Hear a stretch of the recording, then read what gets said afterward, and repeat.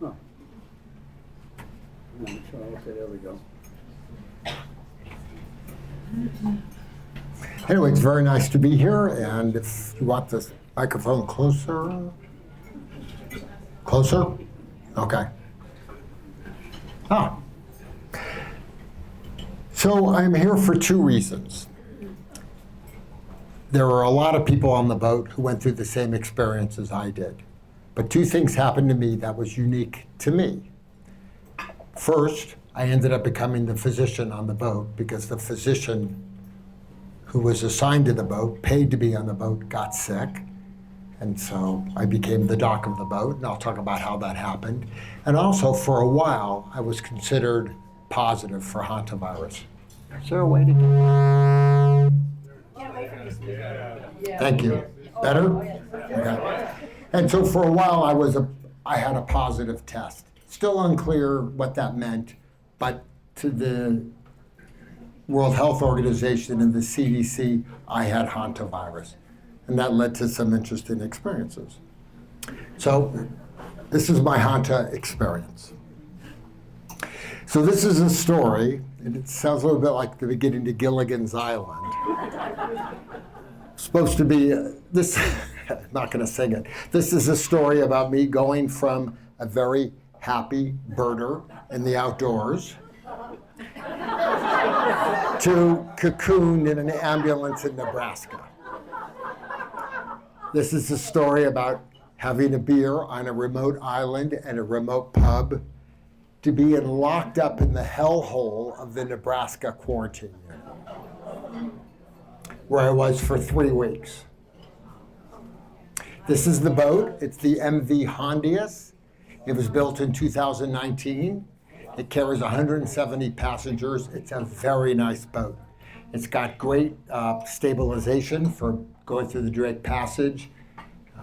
It was still a nice boat. So this is what the cruise was supposed to be. It was divvied up into 2 parts. The first part, I want to get closer point, but I can't because of the speaker. The first part started in Ushuaia, which is the tip of South America, and then it cruised over to the South Georgia Islands, which is a common destination for a lot of Antarctica cruises. And then we continued east, going to a number of very remote islands, Gough Island, the Tristan da Cunha, and then up to St. Helena. St. Helena has an airport. That was where, as you can see, 28 people got off. They didn't get off because of Hanta. Some of them had Hanta. They just didn't know it. They got off because the trip for them was designed to end on that day. So 114 people got on April 1st. 28 got off on April 24th, and the rest of us continued from St. Helena, which had an airport, to Ascension Island, which is a top secret British military base, which has no access, across the equator up to Cape Verde Island, which was discussed as a soccer. They're very low on my list right now. Scored another goal. Wow. And then the plan was to fly home from Cape Verde after seeing all the birds on Cape Verde. There's 3 endemic species on Cape Verde. So who would take this trip? And then there are extreme travelers. These are people who've been to every country, all 190 of them, but now they're working on territories. And birders have rules, like what does it take for me to count a bird? Can I hear it, or do I have to see it? How well do I have to see it? They have their own rules. Some of them, if they touch the island, that's good enough. Some of them have to step foot on the island. One guy said, kind of crazy, but he has to have sex on every island. I thought bird watchers were strange. These guys were very strange. And then there was a few people who just have a lot of money and a lot of time and just go on these kind of trips.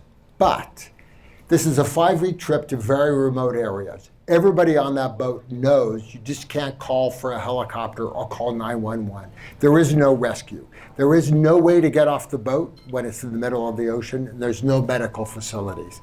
So I think it attracts people who maybe are a little more self-reliant, and I think that had an impact when stuff happened. So since this was my vacation, here are some vacation photos. So that's St. George Island, upper left. The pointer doesn't work against this. That's a king penguin colony. The next one on the right is just a nice area in South Georgia Island. We hiked up to see some more penguins. The next one is a fjord in South Georgia Island. Then that's Nightingale Island. Bottom left is, of course, the northern rockhopper penguin, which you can see is, anybody? Hopping on rocks. And then that's St. Helena, where a lot of people left. I was in the right place at the right time for that photo. St. Helena does have scuba diving, and I do try to dive wherever I go birding. And maybe the peak experience for me was snorkeling with whale sharks, which I've never gotten to do before. And one just came right up to me. Yeah, really cool. So let's talk about Hanta. Hanta is a virus. It is worldwide. You can see by the colors that there's more Hanta in the old world than in the new world. Hanta is a river valley in Korea. That's where the first Hanta infections were found. Hantaviruses come from rodents. It is a dead-end infection. Rodent gives it to a human either lives or dies, and it's done. It's non-communicable, or at least that was the prevailing thought. You can see that it's throughout North America, throughout South America, and it gives kind of the ratios there of number of cases per million. In the New World, you get the cardiopulmonary syndrome. So you get a capillary leak syndrome, you go into pulmonary edema. It happens relatively quickly after maybe a 3 to 4 day prodrome, and it's very serious. And a lot of people end up on life support, and a lot of people end up on ECMO, or kind of an extra corporeal, a way to filter the blood without using the lungs. In the old world, it's more of a hemorrhagic renal syndrome. So people just start bleeding, they kind of defibrillate, and they go into renal failure. It's a lot more fatal in the new world than in the old world, even though it's more common in the old world. If you look at let me show you another slide. So, hantavirus in the new world, there's 14 to 45 cases per year in the United States, 1 to 2 per year in Oregon, and there have been a number of cases at St. Charles. They don't really get a lot of attention because it is a dead-end virus. Nobody can get it. There's no isolation, there's no anything. They're in the hospital, they're sick, but nobody's that concerned about it spreading or extra precautions in the hospital. It does have a 30% fatality rate, and that's in the United States where most patients get pretty good medical care. So you get an infected rodent. The hantavirus in the United States is a sin nombre virus. Everybody knows what sin nombre means. Without a name, because when it was found in New Mexico and they wanted to give it a name, everybody said, don't name it for our town, don't name it for our Indian tribe. So it became sin nombre. You get it from an infected rodent. With sin nombre, well, the ones we have here in Oregon is it's the deer mouse. 10% of the deer mice have this virus, and it doesn't kill the deer mice. All the rodents who have this throughout the world, they live with it. It's a chronic infection, so they chronically shed the virus into their feces, their urine, and their saliva. You don't get it when a rat just walks across the trail in front of you. You get it with hardcore exposure. Most people who have had hantavirus, they remember when they cleaned out the basement. This is what Gene Hackman's wife had. And then she died, and then he was neglected, yes, not on purpose. So it's inhaled, and you get a pulmonary infection, or the route is inhalation. But again, in the United States, this is a dead-end virus. So this is all the different hantaviruses in the New World. Each one of these has its own rodent vector. And then there's one type. Thank you. On the other screen on the other side, it's the lower left circle. It's the Andes. And that one has always been out there as potentially communicable.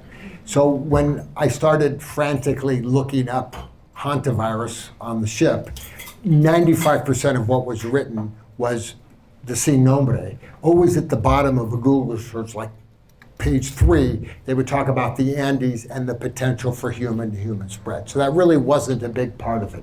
But this has always been the one outlier of all the hantaviruses in the world. And the rat, it's the long-tailed pygmy rice rat that carries it. Write that down. So the Andes hantavirus is confined to the Andes of Argentina. They have 3 times more cases there than in the US, 60 to 150. It's the only virus, Hanta, with documented person-to-person transmission. It's more lethal probably than the sin nombre. And like all Hantas, it has a long incubation period, 6 to 40 days. COVID, was a few weeks at most. And that changes the dynamics of it.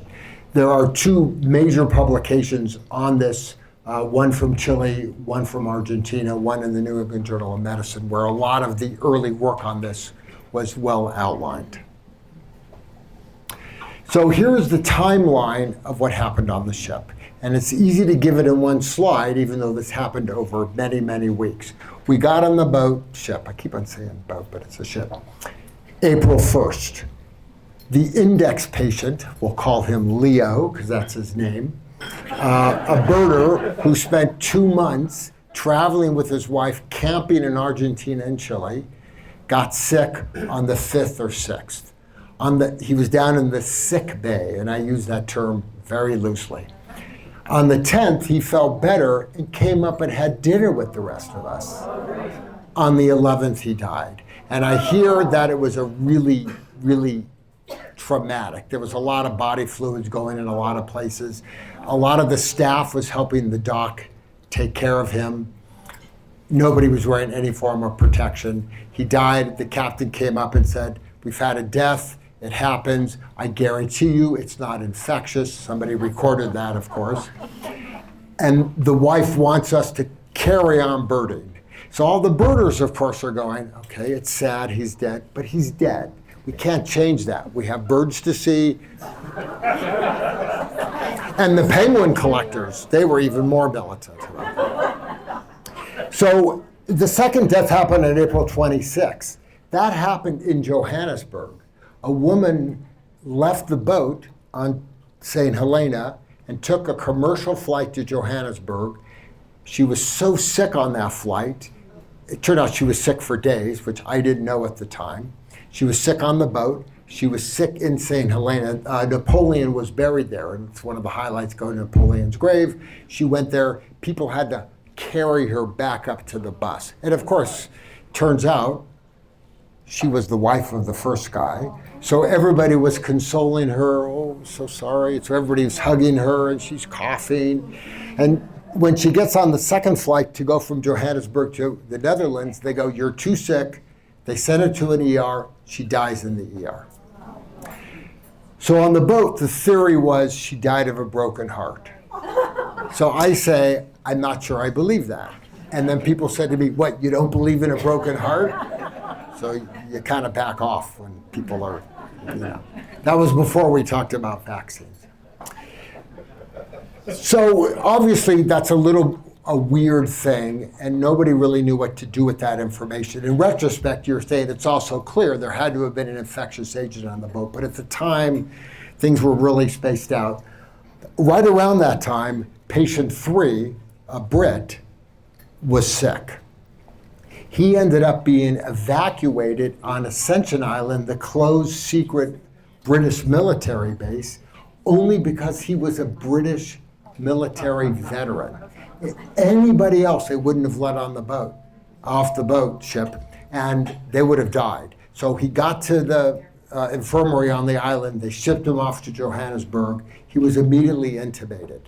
And what was weird was, this is the end of April, he's intubated in a good hospital in Johannesburg, a private hospital. His partner, his spouse, is in constant communication with a friend of mine, Mary, and Mary's telling me what they're telling her, and they keep on telling her, we can't figure out what's wrong with him. And obviously they're testing him for all sorts of standard viruses. There's all these viral panels out there. They come back in a couple of hours. So it wasn't Legionella, it wasn't any of the SARS, it wasn't COVID, on and on and on. So when you're thinking there's got to be a connection here, you're also thinking, why are they not diagnosing him? At the end of April, the World Health Organization and other European health agencies were concerned over a SARS, which is a severe acute respiratory syndrome like COVID-1 and COVID-2.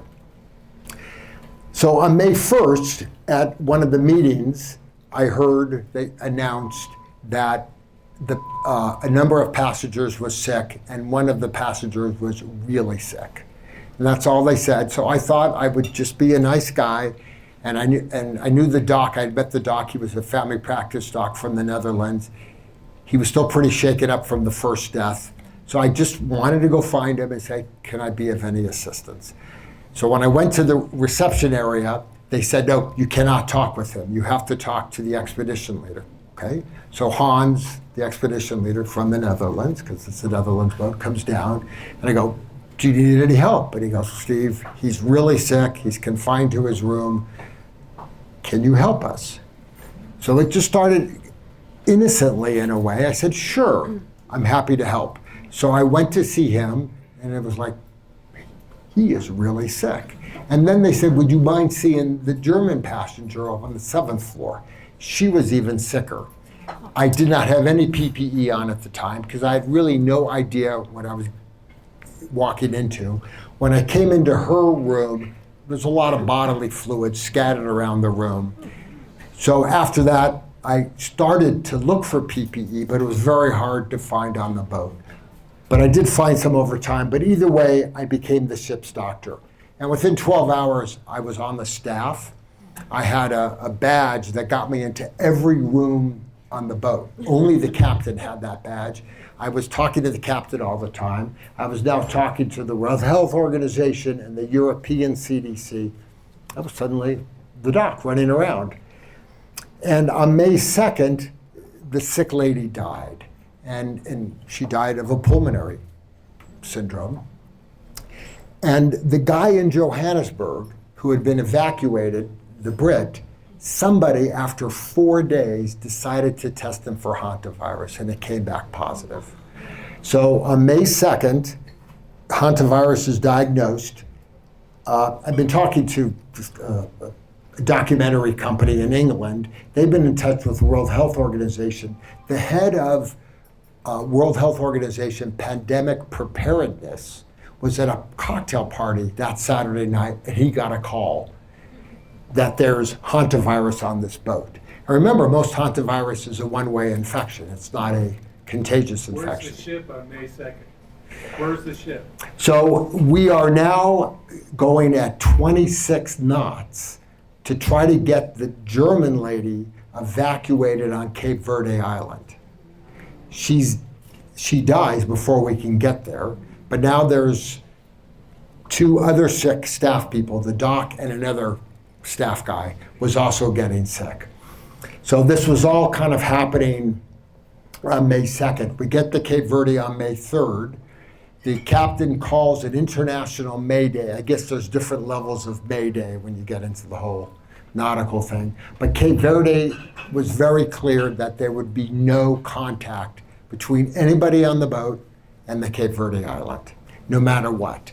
And they told the boat that they would have to stay 5 kilometers offshore, and they had a gunboat to ensure that. So the captain calls this International May Day, and he starts steaming towards the harbor, and he docks a half a kilometer from that. So it turns out the first night we're 5 kilometers off, There were some interesting birds flying around the boat. That's it. I was more focused on the sick people, but the other birders were very focused on those birds. But there was a lot going on because there were two sick guys, the two staff members, the doc and another one, who were very ill. The Netherlands was supposed to be sending evacuation planes, which never came, and Cape Verde would not let us get off onto their island. They sent a medical team every day who came in full hazmat gear, and they didn't bring any equipment because they didn't want to contaminate equipment. So they said to me, do you have a stethoscope? Yes. Do you have a thermometer? Yes. Do you have a pressure cuff? Yes. And they would do their little exam, and they look stable, and they would leave. And then their medical reports could say, we did our job, everything's stable. But these guys were not stable. And so for a couple of days, I just felt like we're bobbing up and down. And that's when I really felt the most frustrated because there were sick guys on the boat who could die. We weren't able to get them off to apparently an ICU on Cape Verde Island, and no help was coming from the Netherlands. On May 4th, they tested the woman who died on April 26th, her blood, and they found Hantavirus. So now there were two separate hantaviruses. Before, it was unclear what was going on. Maybe it was a one-off. Maybe the guy had Hanta and died, and everybody else had something else. But now we had two people with Hanta. So I thought, the World Health Organization, everybody thought that this must be Andes. And then the boat went into lockdown, even though Andes was not confirmed for another 2 days. And I will say that in lockdown, there was amazing compliance. Nobody said, you can't make me wear a mask. And there was none of that. And maybe that gets fewer Americans and maybe more seasoned travelers who, plus people were dying on the boat. I mean, Why did the help from the Netherlands, why did they say it was coming and then not send help? Did they make a decision for some reason? so the question was, why was the help from the Netherlands so delayed? I do not know. I think that's an unanswered question. But our final evacuation, which I'll get to, was country by country, organized by the governments. This was organized by the shipping company. So it has to be money and it has to be insurance. And the planes they sent were crap planes. So finally on May 6th, the critical ill were evacuated at Cape Verde. But Cape Verde would not let any of us get off the boat. So the only place we could go was to the Canary Islands. And that was even unclear if the Canary Islands would accept us because the whole world is worried, as I'll have a slide on that. There was protests in the Canary Islands. We can't have Hanta on our island. You know, Cape Verde is a poor African country. Their only income is tourist dollars. They've had 2 big salmonella infections in the last 10 years with tourists dying. They're very sensitive to this. So I think they just made a political decision. It's better to not have Hanta on our island than it is to face the consequences of somebody dying because we didn't accept them. And nobody died because they didn't accept them. So I think they made the right equation. And now look at them in the soccer thing. So, I mean, you're singing their praises. I want to kick them in the... I'm going to show that goal after. Wow. So on May 10th, we get to the Canary Islands, and we're allowed to leave country by country. The rule was that you couldn't, and we didn't get to dock. We're again offshore. They were going to take us in an evacuation boat to the harbor and then transport us to the airport only when the evacuation plane was ready to go, fueled and ready to go. So we would be minimally there. Oops. And it was done country by country. So because this is a medical society, I'm going to show an epidemiology chart. And I really wish I had the laser, but I'm going to put this down and screen. So this is Leo. This is when he got symptoms, and this is when he got sick. This is the cluster of people who developed symptoms about 3 weeks after him. And from my perspective, he was the super spreader, and they all caught it from him. She's the one, his wife, who left the boat, departed, and then coughed her way to Johannesburg, and then she died. This is the English guy who departed, who was evacuated, ended up in an ICU, and not diagnosed for 4 days. And then here's the variety. This is the lady, the German lady who died. Here's the 2 staff members who were evacuated. So that's the first cluster. And then there's the second cluster, which I think came from the wife. I think she was a super spreader. And when you read all the stuff in previous infections, it isn't like every patient spreads it to every other patient. There's 2 or 3 super spreaders, and everybody else doesn't spread it to anybody. And that's exactly what happened here. And you could say, well, maybe these people got sick from him because it has a 42-day incubation period. I don't think that happened. I think all these people got sick from her because, I'm so sorry about your loss, and, And so I think they were the second generation. When everybody locked down on the boat, the only group who didn't were the Spaniards. They drank more and they partied more. And there's a lot of video on YouTube about them in lockdown, So this Spaniard got it, and then his roommate got it. And they both were really, really sick too. And this guy's 30. He's a bird guide. This lady, the French lady, she's a French judge. It turns out she left the boat with the rest of us. She was symptomatic for days on the boat. And people even, anyway, she got off the boat, got to Paris, and was on ECMO within 12 hours, which is what happens. You go from not so sick to super sick. She eventually survived. She should have been super spreader number 3. But nobody else has gotten this thing because everybody was wearing masks. My theory. And I think the experience in Argentina is the same. These infections are up in the Andes. Nobody's really talking about it. They go on for months. The government gets involved and says, why don't y'all wear masks? Infection ends. Question? On the masks, these are more kind of vector spread, not N95 level. Everybody didn't have an N95. It was just sputum. Repeat the question. So the question is the quality of the mask. This is just standard surgical mask. So when things were happening, when I kind of took over, first thing I did is I did an inventory of the hospital on the boat and the doctor's office. And so I wanted to know every medication on the boat. It had everybody's medical history in a computer so I could look to see who might be at risk for stuff. I started finding masks from the COVID era. I found 2,000 masks. So we were able to tell everybody to keep masked all the time. And I found 10 N95s, which I kept for me. I mean, So while this is happening, there's worldwide panic. And you can see that every dot represents where somebody on the boat is from. So here's a virus that should just be in the Andes and nobody cares about it because it's the Andes. It's on a boat steaming to the first world. So was this going to be the next pandemic? So COVID memory is fresh. There was very unpredictable spread on the boat. The guy in Johannesburg who was diagnosed, his spouse was with him the whole time. She also was one of the helpers of the lady who died in Johannesburg, helping him from the grave. She never got sick.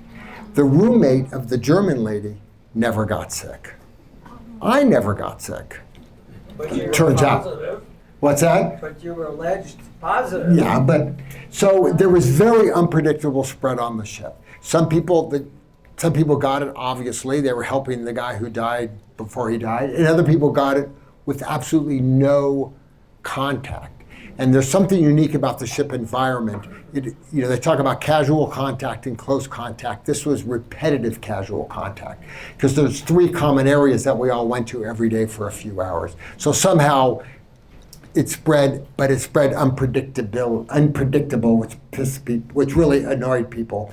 Compared to COVID, the mortality is 30% versus 0.3%, 100 times more fatal, which gets people's attention, and it has a much longer incubation period. So you worry about the asymptomatic people getting ready to get sick, traveling the world. But the R value was ignored. It wasn't ignored by the World Health Organization or public health peoples. It was ignored by the press and most people. The R value can mean a lot of different things, but it's for everybody who's infected. How many people do you infect? Now that's maybe before interventions. COVID has an R value of 2 to 3. One person can spread it to 2 to 3 people, so we can do that. Measles has an R value of 12 to 17. Hanta has an R value less than 1. It can't self-propagate. And once you start wearing masks, the number goes down dramatically. So it was never destined to be a pandemic. And a lot of authorities knew that, but there was a lot of worldwide panic and bombed the boat, people were saying. So now for some fun pictures. So the timeline after the ship departure. So on May 10th, we got evacuated. Because I had a positive test, I was treated differently. What was that test? So when I was on the boat, the ship, I nasal swabbed myself every day, and we wanted to get it off at Cape Verde. The Cape Verdeans, if that's the right term, wouldn't let anything go with these guys except their passport. They couldn't bring their wallet, they couldn't bring their computer because it might be infected. They wouldn't let us take specimens. So the doctor, who was a little delirious, I had somebody distract him. I put the specimen in his back pocket, I duct taped it, and then he got evacuated. And so 12 hours later, actually it was longer than that, when he got to his ICU bed in the Netherlands, they knew to look in his back pocket, pull off the specimens, and it was tested. And that came back as a preliminary positive for me. So, it was PCR, yeah, for sure, yeah. Hey, Steve, how about sensitivity and specificity for that variant? The PCR tests are very high. No, for the Andes. So Compared to what's out there. the testing will cover all of them. So it doesn't matter, the viruses are close enough that whatever element they test for in the PCR, it will pick them up, even besides the C nobody. So you could use the testing for any of them. But I know when I was at Nebraska, they designed for Nebraska a more specific test for the Andean. At least that's what I was told. I'm not quite sure how they had the Andean virus. Maybe maybe they got it from Wuhan, Actually, because of where it was carried in somebody else's back pocket. When you make a phone call you don't intend to make, that's called a butt call. That's what happened to you. Butt virus. So the United States kindly sent a 747 to pick us up. And this is a cargo plane that is retrofitted by all this equipment that's housed in Atlanta. And it's in a big warehouse. The last time this was used was Ebola. It was designed for Ebola. So this stuff's been sitting there in this warehouse being upkept the whole time. In it is the hot box, the Ebola box. And that's in the 747. So everybody else from my cohort, the 18 Americans, got on at the back of the plane. I was in my own ambulance because I was positive, and I got on at the front of the plane. And because I was thought to have Hanta, and we can't let me drip Hanta on the tarmac because it could crawl, they made me put that on in the bus, walk me up the stairway. I couldn't touch the railing because I could leave Hanta on the railing, and the railing belongs to the airport, not the plane, so I had to be, I'm surprised they let me walk. They didn't carry me up. So there I am in the hot box. And who took your photo? The guy in the hot box. So there's the hot box. You can see it's not designed for comfort. It's designed for whatever. That's right. That's economy on United Airlines.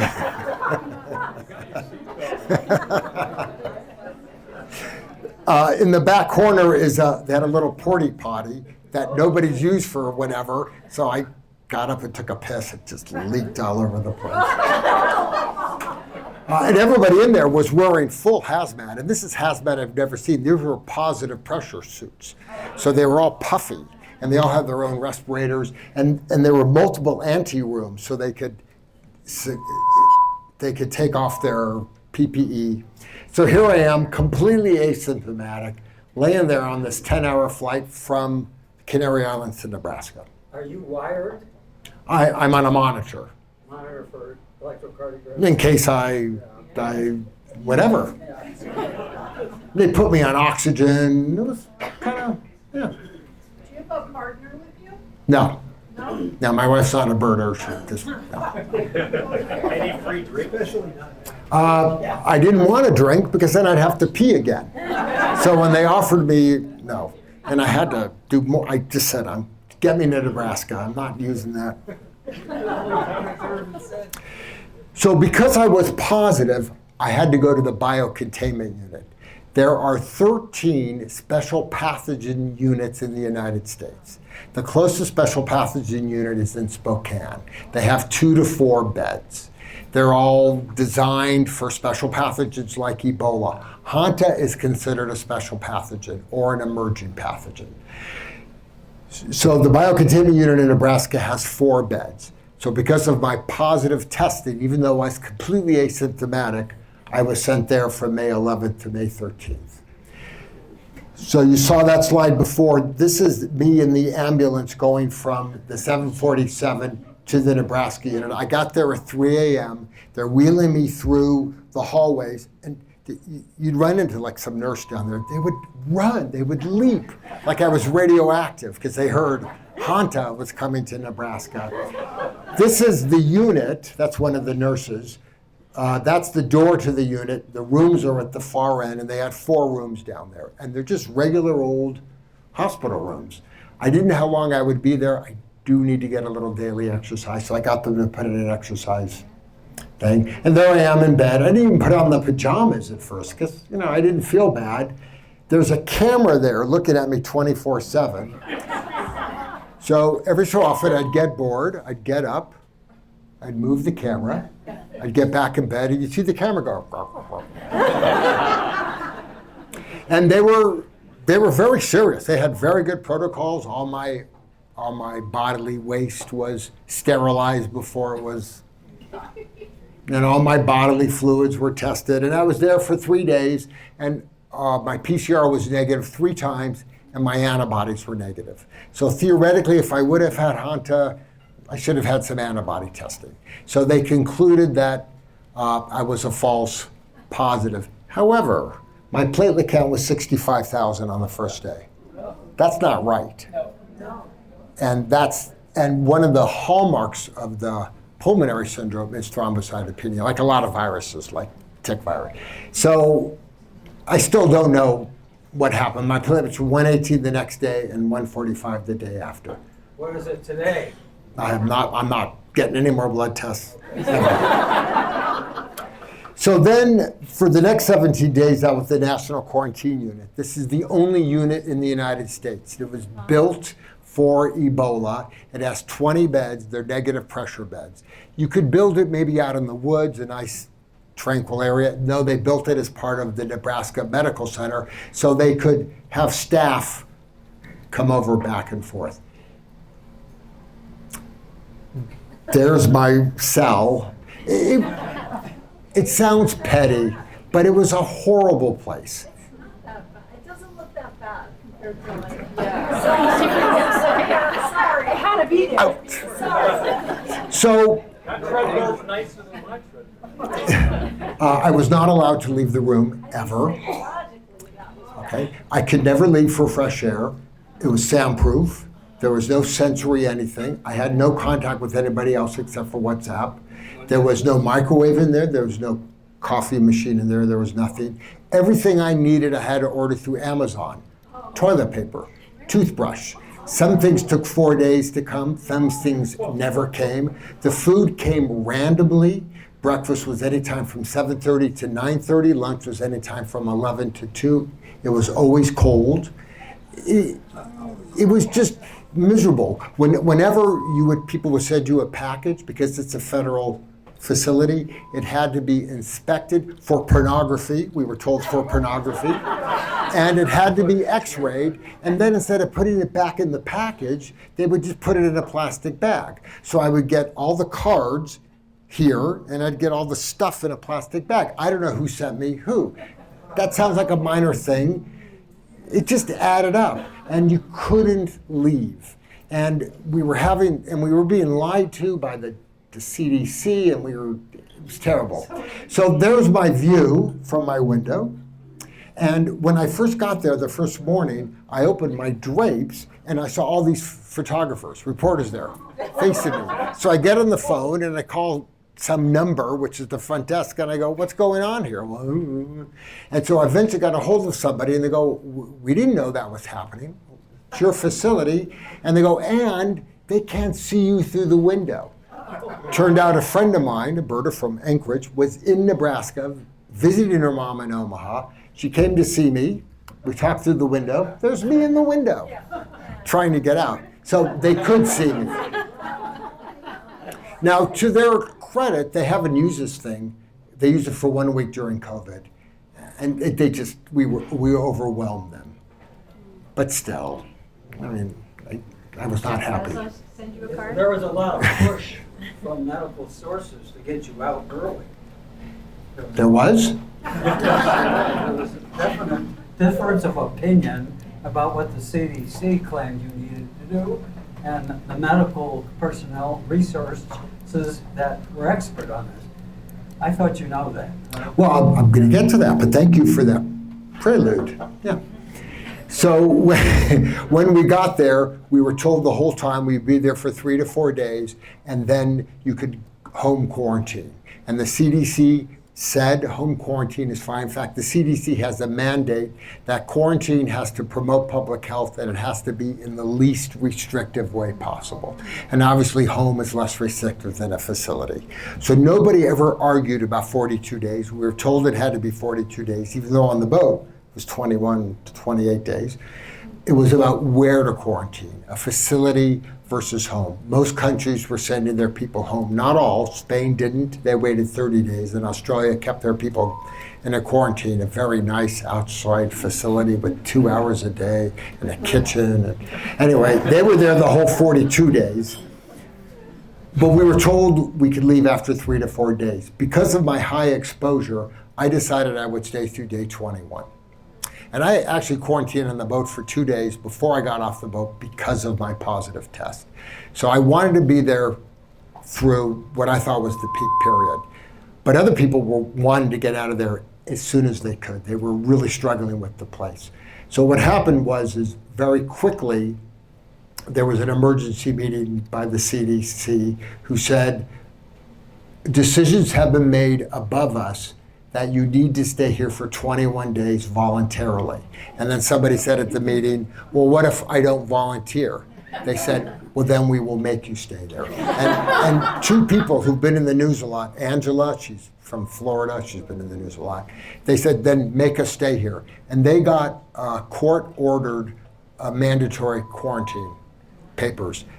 It's never been used except one time in COVID. It's the second time in history it was used by a government, that's been flaunting, medical freedom and masks and that. The whole felt very surreal. And it was hard because we went from 3 to 4 days to 21 days. I was okay with it because that was my plan, 21 days. Some of the people just went berserk. And one of the guys at some point went on a hunger strike. I mean, he lost it. So did you have discussions with them? Like as a physician, did you sit them down and say, well, this is how viruses work? And this is what we should do because of our responsibilities and stuff. Did you talk to them? Or were you not in difficult communication? question? So the question is, what was the interactions? So every day at 2 o'clock, there was a town hall meeting in which we would all be, it was a Zoom meeting, and the whole staff would be there. And there were people very high up in the CDC, like lieutenants and people, and all sorts of people were at these meetings. They were very one way, but I could be the medical spokesperson. So, and people needed me to do that. So when the lieutenant said, we want you to stay for 21 days because we think it's in your best interest, then I could say, so are you telling me, a competent adult, that you can dictate where I get my medical care? Can you tell me that I'm going to get chemo here versus there, or a bone marrow transplant there versus there? He goes, well, of course I'm not saying that. I go, then why are you telling me that I need to stay here because the medical care is better? And then I said to him, how many special pathogen units are there? He goes, there are 13. So I go, are you telling me that Nebraska is better than the rest of them? And of course, he couldn't say that. And then I said to him, I said to all the staff, how many hantaviruses have you treated? And they go, none. I go, well, St. Charles, where I come from, has treated 1 or 2. So I could do that, but it didn't matter because these decisions were coming from very high up, from the executive branch, and these guys were just the unfortunate go-betweens. There was no dialogue. Okay. Yeah. But it was frustrating. So finally, we were told on June 1st we could home quarantine. But 2 days before that, there was another emergency meeting, and the announcement was to home quarantine, there has to be 24/7 monitoring. And I actually knew that before the meeting because a reporter from the New York Times called me and told me that her source in the CDC told her, so there were leaks everywhere. So at first it was law enforcement had to be present for 24/7. Then it was a nurse of some community health worker. Eventually, and I was told the order came from the White House. That's what the CDC said, that there has to be 24/7 monitoring. Some states didn't agree to it, like Florida. New York didn't agree to it until the guy on the hunger strike comes from a very prominent family. They got a hold of the governor, and so New York agreed to it only because of his hunger strike and their political connections. Oregon did a great job. The governor was on board, the Oregon Health Authority was on board, and the Deschutes County was on board. So they were willing to sign any piece of paper, and they hired a security guard to be outside my house. So there was a lot of debate between federal versus state, and I want to shout out to the governor. Thank you for doing that. Why couldn't they do an ankle bracelet? So I asked about that, but then that would have involved law enforcement, which would have gotten it a lot more complicated. And On ankle bracelets. oh, the ankle bracelet was a question. I don't have an ankle bracelet. So when I finally got home and there was the monitor, the security company, my wife went up and said to him, so what is your job? And he said, my job is to protect you from the press. So whatever the intention was, and so I could walk up to them and say hello and walk by. They were just there. So this was my ride home from Nebraska. I'm still in quarantine because I'm still incubating in Hanta. It was a very nice plane. Those are my 3 paramedics in the plane in case I got sick over 3 hours on the flight. And I want to thank you all for your taxes paying for that. And here's my wife picking me up at our private hangar in Redmond, in our private plane. And that's Dr. Fawcett, who did a great job, because without him, I don't know, I'd still be in Nebraska. And then we had 2 unmarked sheriff cars escort us home. They said it was to prevent anybody from ramming us, who was upset that I was coming of Hanta. I think they didn't want me to go to Home Depot. So a few final slides. Here are the final stats. There were 13 infected out of 180, says something. 3 died. It is a very lethal virus. No American got Hanta. Every case was somebody on the ship. So despite this symptomatic woman leaving, despite another gentleman who left also early, went to Switzerland, who got Hanta, there was no documented spread away from the ship, despite extensive commercial travel with highly symptomatic passengers long before quarantine started. I mean, there were these travelers all left. 2 of them went to Vietnam to go to an Extreme Travelers Conference. One lady flew home to San Francisco and then took a cargo ship to Pitcairn Island. I mean, people were going everywhere and nobody else got sick. So that says something about how in communicable Hanta is. It was never destined to be a pandemic. So here are my final thoughts. The World Health Organization led the effort. I heard from them so many times every day when I was helping out multiple people. I never heard once from the CDC. These things they're part of the world, every country. I mean, us not being part of the WHO just feels Stupid. Thank you. The international response was inconsistent, no surprise. Politics versus medicine. I mean, ultimately, all the decisions that were made were non-medical decisions. They were political decisions. It really felt like the medical people were nothing more than a branch or an arm of the executive branch. And I don't know if they truly believe what they were telling me. Maybe some of them did, or they're just hanging out, hoping things will get better in a few years. And I clearly felt like a political pawn. So the final thoughts for me. It is crazy what can happen. I mean, the idea that somebody would walk on a boat with the Andes Hanta over all the possible Hantas, just crazy. It's kind of about stepping up. And ultimately, I do think I kept the sick staff guy alive by keeping him very dehydrated. There were very few medicines on the boat, but I kept him very dry to the point where he was orthostatic, because he was getting edema and he had rows and he was confused. So I knew enough, and I gave him some steroids, but it's not like there's medicines for Hanta, and there was a lot to do. But what I could do was be present. I was a calming influence on the boat, and I think that really helped allay fears and panic. The outpouring of support was really cool. I mean, from all over, people at high school, really cool stuff. And I do think it presented the medical profession in a positive light, which is maybe why I'm here giving the talk. Thank you.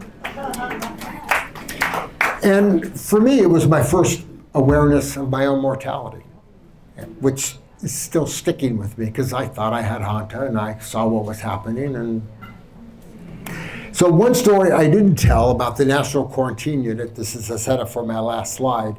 The last 8 days before I left, we were told that we could go to the roof for 45 minutes at a time, twice a week. We were allowed some amounts of time, no more than 4 at a time. And we went with guards, and there were guards up on the roof like I'm gonna jump or something. So one Friday was my time to go up at 4:30. 8:30 in the morning, I got a call, we're canceling roof time today. Why? It might rain. So I got on AccuWeather, and there was a 4% chance of rain in the afternoon. And they said, well, you know, there's liability issues and on and on and on. So my brother, fortunately, was retired at the time, and every day he would send me a different meme, and this is his meme he created for that episode. So you can all read it. No, we can't. All right. A rooftop visit for some fresh air. I'm heading up. You can't go there. There's a 4% chance of rain. But I brought an umbrella. Plus it's sunny. I'll come down if it rains. This is coming from the White House. Hey, I know Erin Burnett, because I did interviews with her. And then they are taking me back to the sun.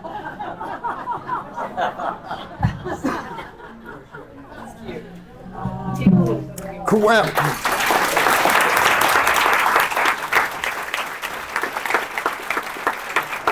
I know you want to show your soccer thing, but no. Well, I had heard that the couple that died had been bird watching in an Argentinian dump before they got on the boat. Is that true, and is that where the Hunta came from? Fake news. So I was at the dump for 2 days looking for the striated caracara. I didn't see it. They were there on the dump April 1st. He got sick April 5th. Too quick. It's the wrong rat. Okay. It doesn't have the spiny rat there, and it's wide open. It was cold. It was windy. It was snowing. I was wearing a balaclava. So there's no way we got Hanta there. And some of the people who got Hanta weren't at the dump. So it was a good theory, but it never It made sense. So. But he got it somewhere in his 2-month travels. Somewhere, yeah. You couldn't. I'll just speak loud. You were taking care of really sick people on the boat. Like, what sort of critical care equipment? Did you X-ray? Did you have labs? Did you have a lot of boats that go to Antarctica have a lot more stuff. This boat had nothing. I could only do a troponin and a D-dimer, and they were capillary sticks, and these people were not very capillary. The oximeter would work intermittently. The automated blood pressure cuff didn't work. I had to do manual. So there wasn't a lot. There was oxygen. There was fluid. There were big oxygen tanks. So I decided to keep the 2 sick people, I decided to keep everybody separate. And I just put a big oxygen tank in all their rooms. And I'm not a critical care doc. If there would have been a way to intubate them, I wouldn't have been able to do it. I can't even fathom the horror of that. So. You didn't count 2,000 masks, did you? Yeah. You counted them, okay. 1, 2. Well, they were in packs of 100. So, Well, next. I don't know if you've had an opportunity to travel anywhere since this experience, but I wonder, number one, if you've done any air travel, if it's affected your, like, being on a fly list or a no-fly list or extra scrutiny, or if you've been informed that that may be the case in the future. So I was told if I leave Nebraska before day 42, I would be put on the no board list. There's a no fly list and a no board list. On the no board list, you can't fly, but you're able to buy tickets. If you're on the no fly list, you can't do either. One of the reasons none of us spoke up when we were in quarantine was we were on the no board list. We really feared retribution. If you notice, none of this stuff that's been in the New York Times, none of it came out till we were home. We were all very paranoid about retribution and very paranoid about being stuck on the no board list. So once I officially went off the no board list and I got that letter, then everybody started speaking up. And I've been since then to England and Ireland. I came back from New York this morning. I flew out this morning, got home this afternoon. No problems? No. Dr. Kornfield was supposed to come back about 5 o'clock this evening. Actually, 10 o'clock. He got and an then earlier flight. Do you know how the other people who got sick are doing now? Everybody is fine. When I was in England, I went to the International Bird Fair because I've been wanting to go. When I was in Ireland, I was close, so I flew over and did that. And the sick staff guy, the guy who was really sick, he was there. Oh. I couldn't believe it. He was there because he was there as an ambassador for the Falkland Islands. He's lost 40 pounds, and he needed help walking, but very emotional. And his daughter was there. And Steve, of all the risks associated with birding, I never expected mortality to be one of them. What are the other risks of birding? Well, I do think a little bit about kidnapping. And actually, my wife has very strict instructions about what to do with that, depending on what body parts are sent home. Just because, I'm like next year I'm going to Somaliland and a few other places. And I'm trying to go to places that are safe and are vetted, and I hire guides who are supposed to be, but I think about that a little bit, and then usual stuff, but not. Like being pooped on? Yeah, Has that happened to you? Yeah. Yeah, okay. Yes, please. So this isn't related to your medical adventure, but on this trip, did you get to see like a prized bird? Like, what was the best bird for you before all hell broke loose? On the trip, what was the best bird you saw? So ironically, because this dead guy was dead, and the other sick lady was now in Johannesburg dying, and the other sick guy was evacuated, we had a lot of time of no sick guys or people. So we got a lot of birding in. So I saw every target bird except 2 on Cape Verde. Wow. Thank you. And I'm going there in July. They're gonna let you in this time. There, I'm just going to go there.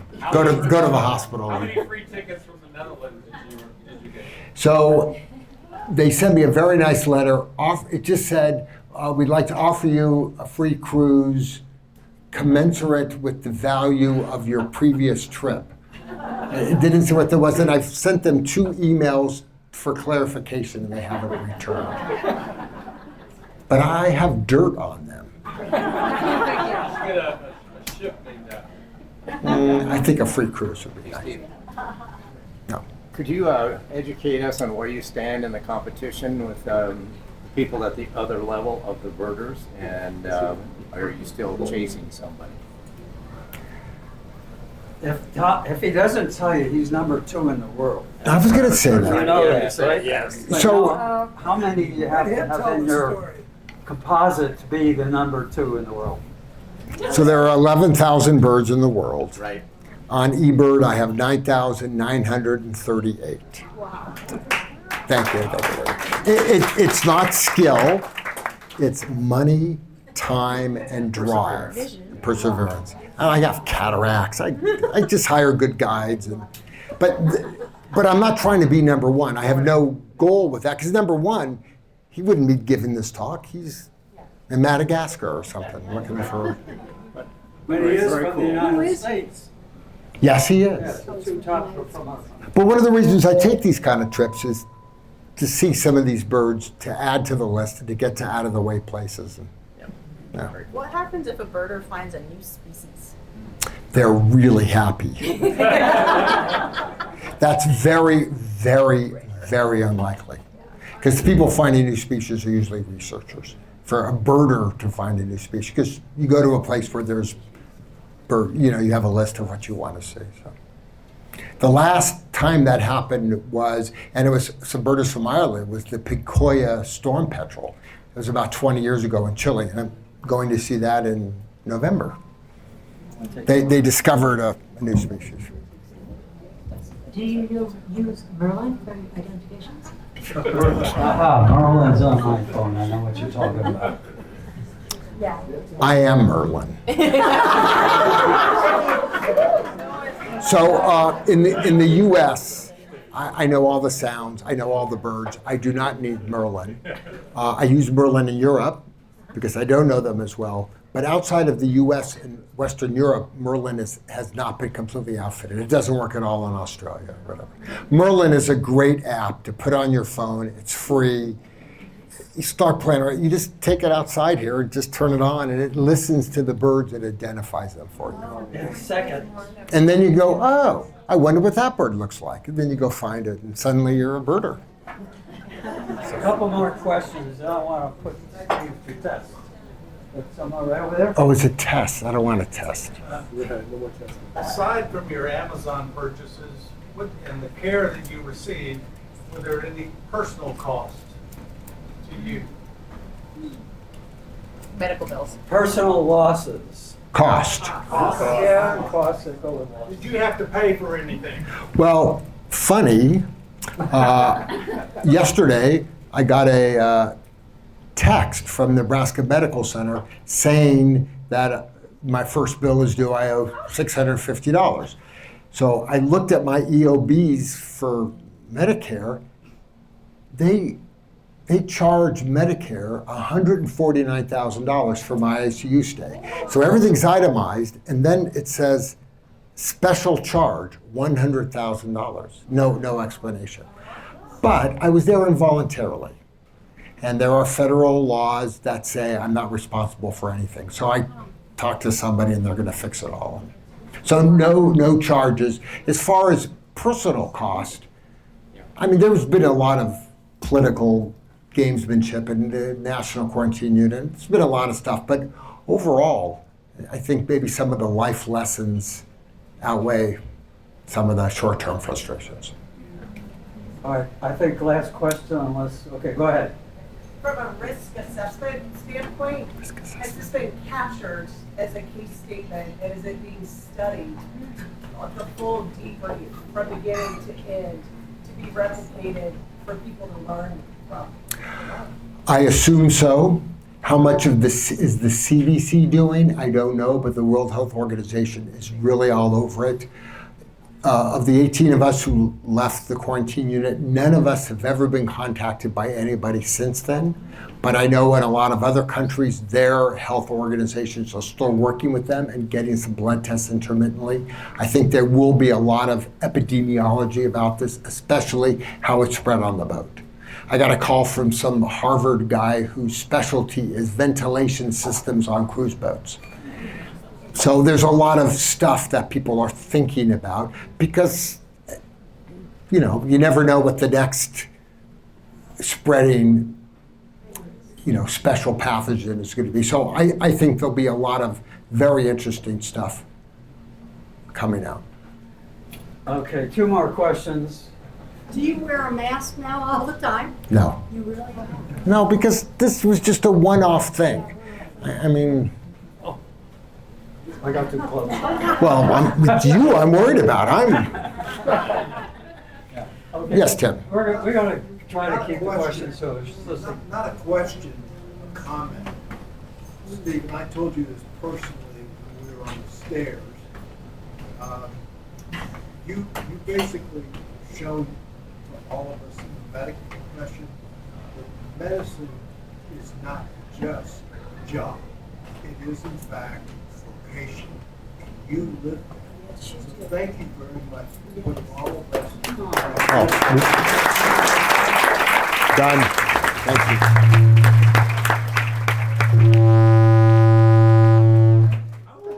And on the screen is a comment to that effect. That, and you may not be able to read it, but if you look 2/3 of the way down, the fact that we went through this the way we did, and the volunteerism, and the incredible behaviors, can be a worldwide pride. And that was published in, if I remember right, Health and Science the Week, just a few weeks ago on July 3rd. Maybe I'll quote, that the world didn't happen to come down to fast in order to work. Spain, well, it's too much to read, but the thank yous from the world have really been, yes? Can we see the goal? Oh yeah, we're gonna do that if we have time. Okay, yeah. I do want to thank Steve, but I want to do it with a test, and I want to show. Come on, Purple Haze.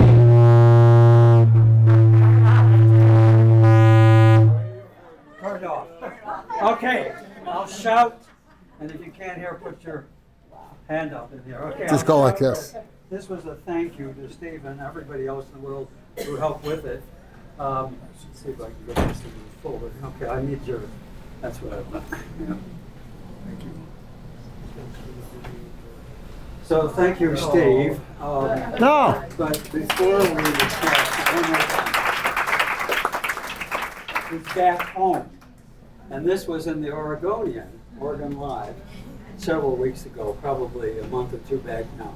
But welcome back home without being surveyed or watched all day long. 3 8-hour shifts by the person out in his car on the street, preventing you from making contact with the press and others. It wasn't just the press. Okay, so now here's a test. Oh my God. If you can't read it back there, it says the birds that have the longest migration in the world, and there are 10 of them on the screen. Arctic tern. Okay, so let me point to one. Well, let's let this should be a group thing. Let's see if I can do this. Well, let's start at the upper left. Yeah, here we go. Arctic All right, tern. what's this one? It's a turn. Arctic tern. A tern? Arctic tern. Arctic tern. Okay, you get 1 out of 1. The next one. No, Wimbrel. No. Got it. Forgot it. It's not a chickadee. It's a sandpiper. It's a godwit. Look at the bill. 2-tone bill godwit. It could be like a bar-tailed godwit. Bar-tailed godwit. Okay. Next one. Blackpoll warbler. That's not right. That's not right. I trust Steve. Now, and I put this together, so it's probably wrong. We'll see where the Arctic tern was supposed to be. Arctic tern? It's not it's a city shearwater, of course. It says, you gotta say it carefully, sooty. City shearwater. That's, when you travel, they use the term mutton bird. Yes. Because people eat them. Mutton bird. That's what you ate. It's kind of, Tastes like fish. it's oily, yeah. Okay, how about the upper right? Very good. It's a raptor. It's a Swainson's hawk because they migrate down to the Pampas of Argentina. Swainson is. Okay, go down to the lower left corner for those who can see it. No, it's a passerine. I was going to say it's a northern weed area. Another name for the same thing. Okay. No, Okay, here we go. What about this gentleman? that's a cuckoo. It's probably European cuckoo. European Yucco, female or male? There's no sexual dimorphism. Common cuckoo. Another name. No, New York. Yeah, there's one found in New York. Well, they're vagrants. Yeah. Okay, we're almost. That one you guys know. Yes. And that one you guys know. What did somebody say? No. This one, the next You know, pretend like you're tying rope into a. Looks like a red knot. one more. That's in breeding plumage. We only see them in here in. A booby. I want to guess this one. All right. Having already shown it, right? Okay, I don't know what kind it is though. It's one of the 19. Penguin. Nice. Looks like at a deli. A Yeah. deli. Okay. So he got almost all of them. I got all of them. He's now number one in the world, no, one in Ben. Okay, all right. Okay, thank you, there they are. Okay, this was the best COMS, Central Oregon Medical Society meeting in months. However, 2 weeks from tonight, here again, we have Dr. Sarah Kane. I want to make sure that's not the right. In 2 weeks. I'm not doing it. No. No, Sarah came.